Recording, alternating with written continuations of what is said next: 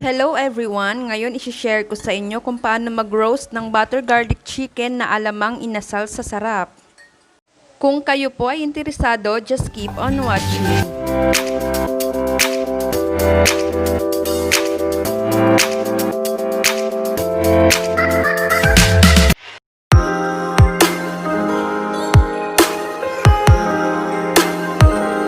Hello mga mamis, bago ang lahat, ilalagay ko lang ang manok sa tubig para lumambot.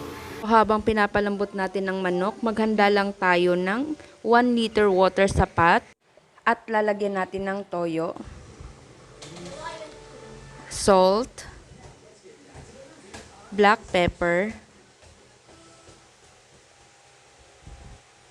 paminta, laurel, 2 cloves of garlic, at rosemary, at pakukuluan. Habang pinapalamig ang pinapakuluang ingredients, ito na ang manok. So, pwede na nating ilagay. Mamassage lang. Then, ilalagay sa ref. Ibababad ng overnight. Para mas ma-absorb ng meat yung ingredients. So, ito na yung manok na nababad ng overnight. So, i-drain lang natin. So, ito naman ang mga ingredients na para sa loob at ipapamassage sa outer part ng chicken. So, imamassage ko na ang pepper at ang salt.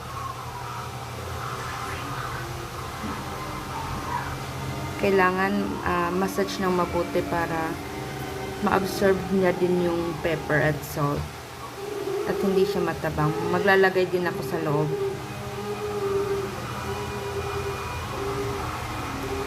After that, ang rosemary, ilalagay ko. Then, pati ang onion leaves.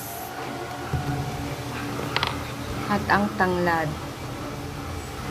So, after nito, papainitin ko ang oven ng 170 degrees. So, wait ko lang ng 5 minutes ang oven na uminit at pwede ko na siyang ilagay. Ilalagay ko na ang manok. Nilagyan ko siya ng pan sa ilalim para masahod yung katas ng manok. So, after 30 minutes, eto na yung katas ng manok. So, ilalagay ko siya sa pan sa mahinang apoy lang. Tapos, lalagyan ko ng soy sauce and ketchup. I-roast natin ang chicken ng 45 to 1 hour. Ilalagay ko naman ngayon ang butter. Gumagawa ako ngayon ng sauce para yun yung ipapahid ko sa balat ng chicken. So, eto na. Naglagay ako ng garlic powder. Ilalagay ko sa description box ang ingredients para sa sauce na pampahid. So, mix lang ng mix. After nito, pwede nang i-apply. Lagyan lahat ng outer part. At mag-wait pa until 1 hour para siguradong luto hanggang loob. Yes, luto na ang chicken. Wow! Ang pula. For sure, ang sarap nito. Ma-juicy. Amoy pa lang, talagang siguradong masarap. So, eto na mga mamis, ang roasted butter garlic chicken na alamang inasal sa sarap. Ang bango.